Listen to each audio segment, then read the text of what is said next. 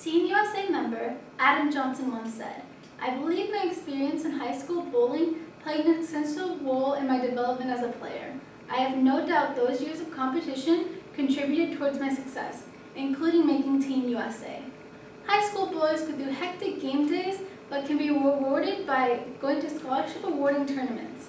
I have experienced this topic because I have been a part of my high school bowling team for 3 years, and I will inform you of my heavily researched scholarships and tournaments within high school bowling.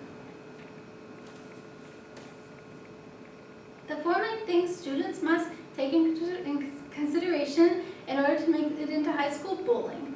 The first thing is to figure out if the high school the student is attending has a bowling team. Usually asking the administrators or by looking at the school's website, a student can learn about the requirements and deadlines to join the bowling team. If the high school does have a bowling team, tryouts are needed to be on the team. Contacting the sponsor of the bowling team can help the student collect the tryout information, or by asking the bowling alley where the practices and tournaments take place, or for a sign-up sheet. Tryouts consist of you filling out a terms and service sheet, paying $15, and playing 6 games over the course of 2 days. During the first day of tryouts, you will register up front with the employees and get your lane assignment, and then bowl 3 games. After you finish your first day of tryouts, you will come back for a second day in order to complete your other 3 games. After tryouts, you'll be asked to come back to meet with the coaches and pay the bowling fees. It costs $40 for a bowling shirt and $75 for the bowling season. Then, after going through all the payment requirements, the main thing to do is stay on the team by keeping passing grades and by showing up to practices. After making the team and practicing, the game dates will soon arrive. Game dates can be super stressful for the players, whether it's forgetting their uniform or doing bad during the individual or team portions of the night. At the beginning of the games, it is necessary to figure out what you're supposed to wear and where you're supposed to be. For bowling games, each student must show up in his or her team uniform. The uniform consists of the team's bowling shirt, which has the school name written on the front and your last name written on the back, tucked into slacks, which are most of the time black, a black belt, and bowling shoes. In order to figure out which lane the player is on, the coach announces the placement, or another option is to look for the respective name on each of the lanes.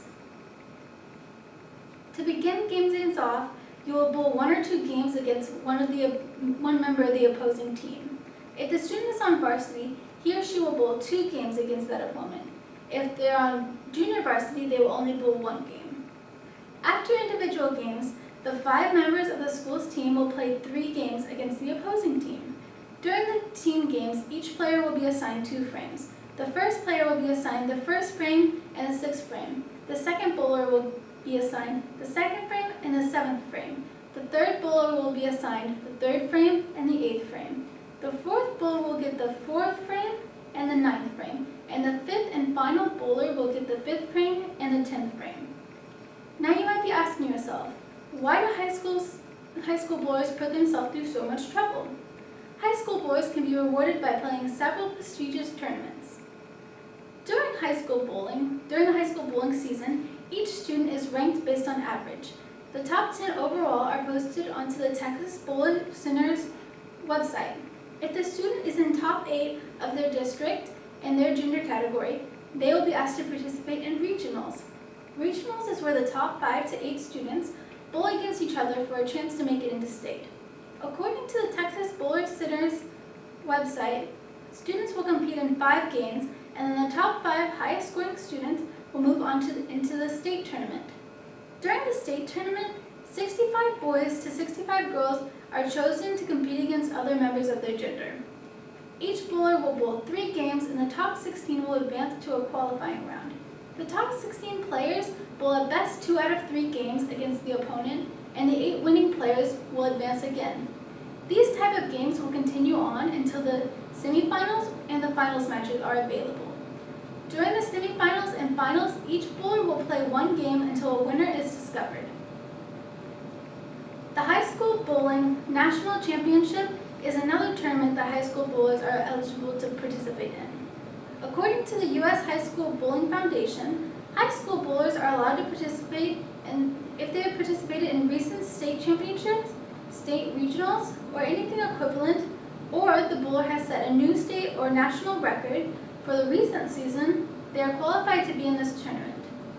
High school bowling can allow you to participate in tournaments and earn scholarships, as mentioned. It all starts with the basics. To become a high school bowler, the student must first be introduced to the basics of bowling and how to become eligible to join a high school bowling team.